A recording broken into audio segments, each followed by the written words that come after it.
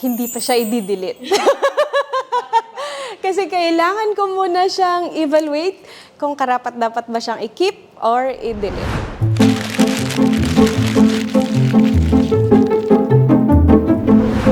Hi, DUST Barkada! I'm Irene Alice Brillo, Masters in Archives and Records Management, at kasama niyo ako ngayon. Hello mga ka-DUST Barkada! Bilang archivist, sasabak si Miss Irene sa Keep or Delete Challenge. Kayang-kaya kaya niyang i-delete ang ala-ala ng kahapon? Charot lang!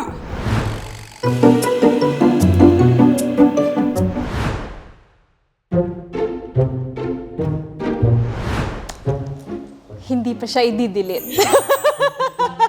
Kasi kailangan ko muna siyang evaluate kung karapat-dapat ba siyang i-keep or i-delete. Usually, yung mga unread emails ko, yun talaga yung mga hindi ko kailangan. So, delete. Keep. Kasi nagko-collect talaga ako ng novels. Gustong-gusto ko kasi silang balikan. And nakikita natin yung pagkakaiba nung how they write before tsaka yung ngayon. Yung Hardy Boys, it's a detective novel stories na binabasa nila noon-noon pa. Pero hanggang ngayon, very nice pa din siyang basahin. I keep novels na hindi lang, basta any novel, any type. Actually, noon, hindi ko nakita yung importance niya to keep. So malamang babalikan ko yung Benguet State University para hanapin ko, nasan yung thesis ko, manghihingi ako ng copy. Yan. Ay, delete ko. Kasi scratch na sila eh. Yes, and nagiging kalat tuloy. Well, tayo, yung mga pwede pang gamitin, yes, ginagamit natin, but yung mga hindi na talaga, throw it away. Ang hawak ko ngayon is the Philippine Journal of Science ng 1912. Meron tayong 1906, kaya lang nakalagay na siya sa display case. Pabayaan na natin doon para ma-preserve siya ng mas matagal. And ito yung nakita ko na pinakamaganda na copy.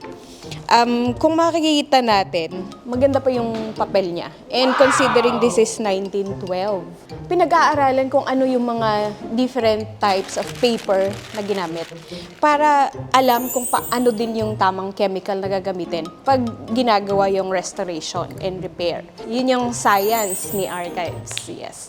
Tapos, eto naman, these are actually photos ng activity ni DOST before. So, specifically si Science and Technology Information Institute. And makikita natin dito mga photos lang sila. Tapos, nakikita na natin ito because may acid kasi siya.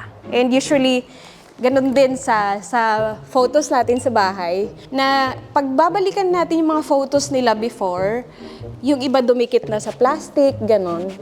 Ang pinag-aaralan ngayon ni archives is kung paano yung mga pwede pa siyang i-restore siya, pero yung iba, hindi na ma-restore, ipipreserve na lang siya para yung state niya ngayon, at least ma-maintain na ganun siya. Hindi siya mag-deteriorate ng mabilis. So, kaya po sa archives, meron tayong tinatawag na 3-2-1 rule. Yun yung basic rule for backup.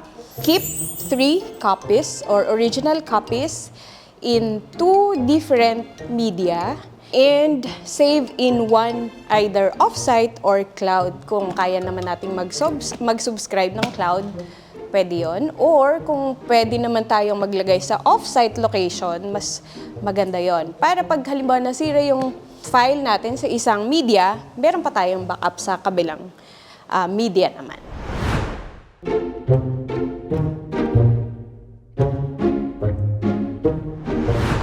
I took Masters in Archives and Records Management kasi una, nafa-fascinate ako sa mga memories of the past that we can keep. Personally, kahit sa bahay, yung mga memories natin like mga medals before, yung iba kasi tinatapon natin. Pero dati kami hindi ko nakita yon. Pero nung meron na akong anak, may pang-inganyo pala ako na, anak, may ganito kami before. And nakikita nila, may award din pala sila na ganito before. So maganda pala silang i-keep. Ang nakita ko din doon, nafa-fascinate kasi ako sa studies ng paper. And nandun si science. Pinag-aaralan din nila yung about sa papers. And nafa-fascinate ako sa iba-ibang klase ng papel, tsaka kung paano sila mape-preserve ng matagal. So, I took up Masters in Archives and Records Management kasi nandun yung puso ko. And I would like to pursue that further, actually, yung course na yon.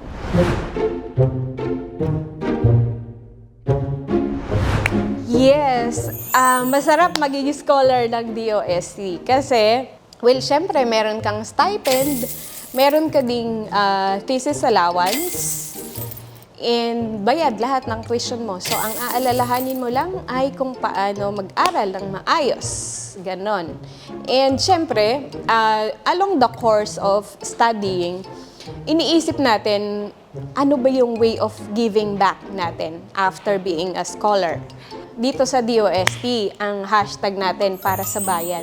Iniisip natin na pag natapos ko tong kurso na to, ano yung pwede ko namang gawin para sa bayan? Kasi nga, yung pera naman na pinang-aral sa atin ay pera ng bayan din. So, we have to give back, not to the institution actually, but to the Filipino people.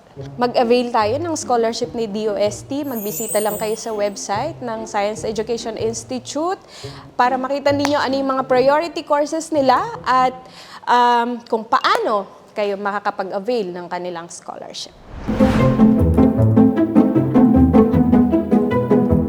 Challenge is, usually kasi, pag babae before, ang tingin nila is, doon lang tayo sa medyo hindi hard.